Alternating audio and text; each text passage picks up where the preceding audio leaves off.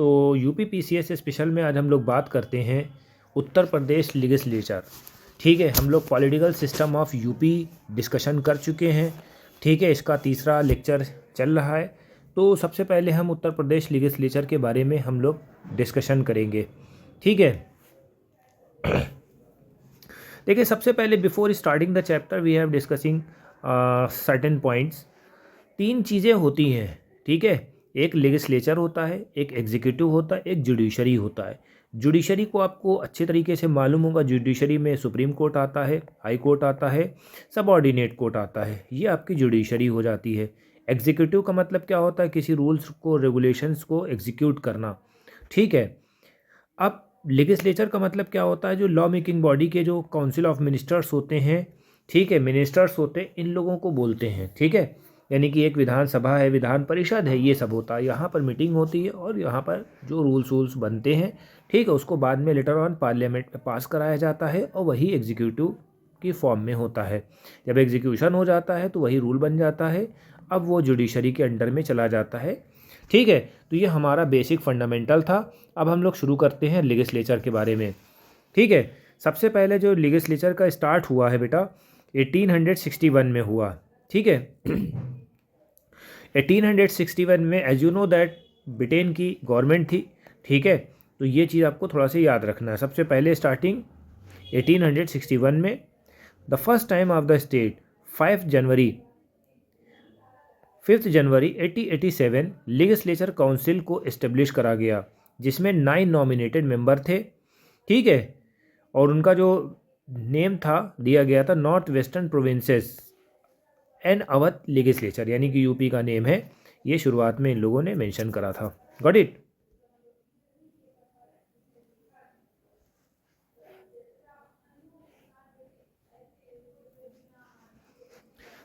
तो यहाँ तक हम लोग की बात हो गई है। ठीक है, ये पॉइंट नंबर 2 है, इसको आप मेंशन कर देना। ठीक है, ये चीज़ आपको याद रखना है। फर्स्ट मीटिंग जो होती है काउंसिल की कब हुई है? 8 जनवरी। ठीक है, 8 जनवरी 1887 में। कहाँ पर? Thornhill memorial hall. कहाँ? ये इलाहाबाद में हुई है। ये सब पॉइंटर आपको याद करने ही करने हैं। ठीक है, अगर प्री मेंस आ गया तो ठीक है, गुड, एक्सीलेंट। अदरवाइज आप वहाँ पर मेंशन कर सकते हो मेंस के आंसर राइटिंग में। वो तो लिखना ही लिखना है भाई। लेजिस्लेटिव काउंसिल की जो एंट्री हुई है वो मई 1937 तक हुई है। किसमें? यूनिकैमरल में। ठीक है, 1937 तक यूनिकैमरल हुई है। यूनिकैमरल होता है, एक बाईकैमरल होता है। ठीक है, तो ये आपको याद रखना है। बाद में जो है बाईकैमरल हो गया। ठीक है, ये चीज़ आपको याद रखनी। बाईकैमरल में कौन कौन सी चीज़ें हैं? एक लेजिस्लेटिव असेंबली है और एक लेजिस्लेटिव काउंसिल है। तो ये आपको याद रखना है। ठीक है, लेजिस्लेटिव लोअर हाउस है। ठीक है, इसको क्या बोलते हैं? Legislative assembly. ठीक, ये आपको याद रखना। लोअर हाउस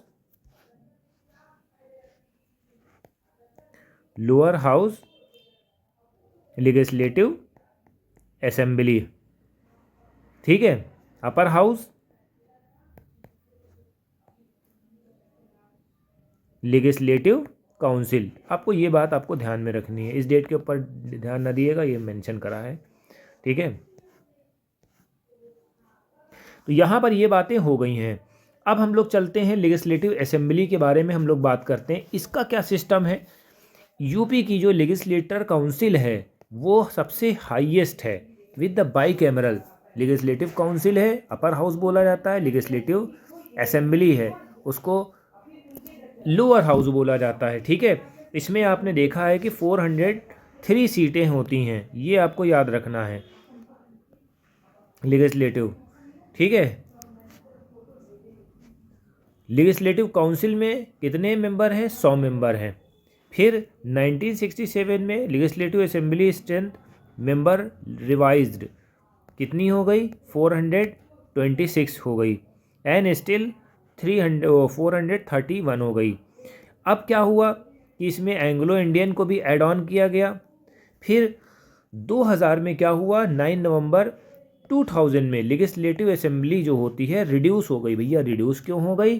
क्योंकि आप जानते हैं उत्तराखंड को अलग कर दिया गया। एक राज्य था यूपी यूपी से उत्तराखंड को सेपरेट कर दिया गया, ठीक है। तो वहाँ पर आपका ये जो लेजिस्लेटिव असेंबली की स्ट्रेंथ हो गई 404 हो गई।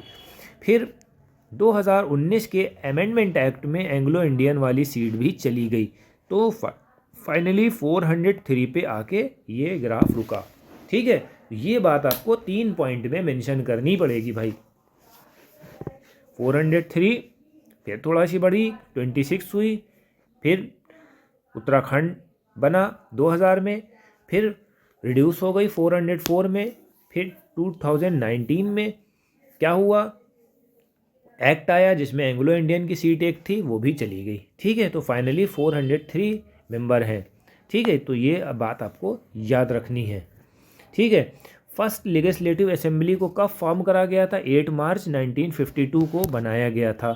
ये पॉइंट आपको याद रखना ही रखना है, ठीक है। अब इलेक्शन में क्या होता है बेटा, थोड़ा सा इसको भी देख लो बेटा।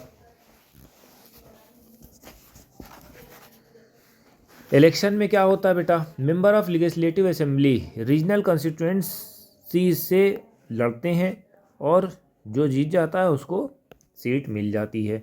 Bye direct election based on the adult suffrage. Adult suffrage का मतलब क्या होता है बेटा? एडल्ट सफरेज का मतलब यही 18 साल के से जो ऊपर के लोग होते हैं उनको एडल्ट सफरेज बोलते हैं, जो वोट डालने के अधिकार पाते हैं, ठीक है। तो ये आपको याद रखना है।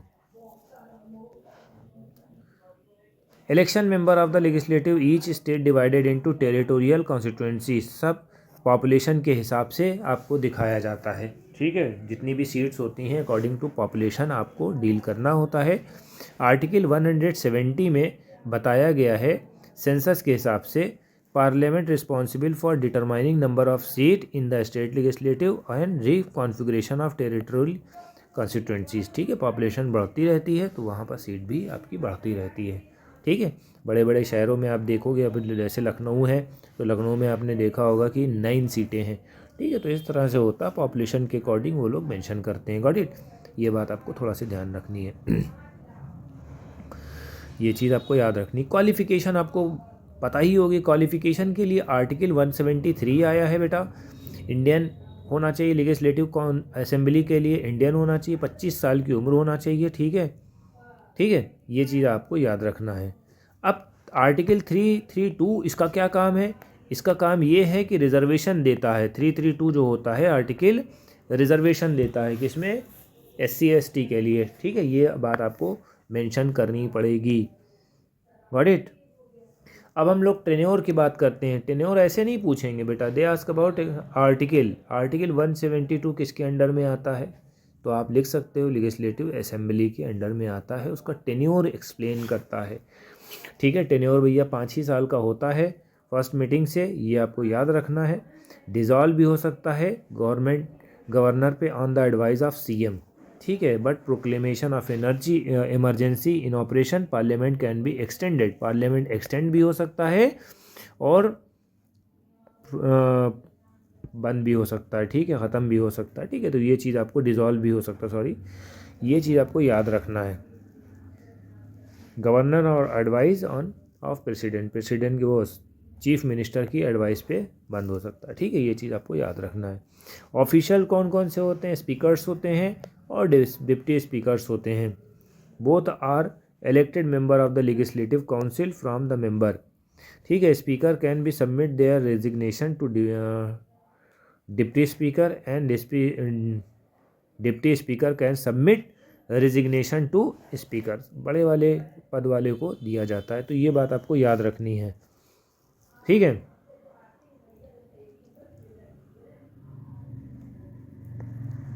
Both can be removed based on the resolution. अगर पास हो गया है तो सिंपल मेजॉरिटी वाला legislative, but it is a necessary to inform speaker और deputy speaker 14 days in advance such as a resolution. 14 दिन का आप प्रायर नोटिस दे सकते हो कि भैया देखो ये चीज़ होने वाली है, ठीक। ये चीज़ आपको याद रखना है। पावर एंड फंक्शंस में आपको याद करना होगा भैया, पावर क्या है? 178 के अंडर में आता है। Article 178 constitution, every legislative assembly of state shall choose one of its member as a speaker. जो उनके स्पीकर होते हैं उसमें से एक मेंबर को लेजिस्लेटिव असेंबली के एक लेजिस्लेटिव असेंबली के मेंबर को हम स्पीकर भी बना सकते हैं, ये आपको याद रखना है। पावर क्या होती है, पावर को आपको याद रखना है। पावर को थोड़ा से देख लेते हैं। पावर में क्या होता है, मीटिंग्स ऑर्गेनाइज कराता है, ठीक है, पीस और ऑर्डर को मेंटेन करता है इन द हाउस, ठीक है। जैसे कोई बोला जाता है, कोई बोल रहा होता है उल्टा सीधा, तो वो जो होता है वह हथौड़ी रखी होती लकड़ी की, उस पर पीटता है, ठीक है। जैसे जज वज होते नहीं, उसी तरीके से आप समझ सकते हो। बोलते हैं भैया थोड़ा से कंट्रोल करे हो, ठीक है। मेंबर ऑफ द हाउस के प्रिविलेज को प्रोटेक्ट करता है बेटा, ठीक है। कभी कभार ये होता he is a ex officio chairman. X office chairman जो होता है लेजिस्लेटिव कमेटी का होता है बेटा, एक्स ऑफिशियो चेयरमैन, ये इंपॉर्टेंट होता है बेटा, ये आपको याद रखना है बेटा, ठीक है। मनी बिल को एक चेक करता है, डिसाइड करता है कि ये मनी बिल है नहीं है, ठीक है। ये एडजर्न भी कर सकता है, सस्पेंड कर सकता है प्रोसीडिंग ऑफ हाउस, ये पॉइंट आपको याद रखना है, ठीक है। He put a question to votes and announce the result को भी अनाउंस कर सकता है। तो ये सब छोटी छोटी सी माइनर बातें हैं। अब हम लोग अपना नेक्स्ट टॉपिक स्टार्ट करेंगे, Uttar Pradesh legislative council. Thank you.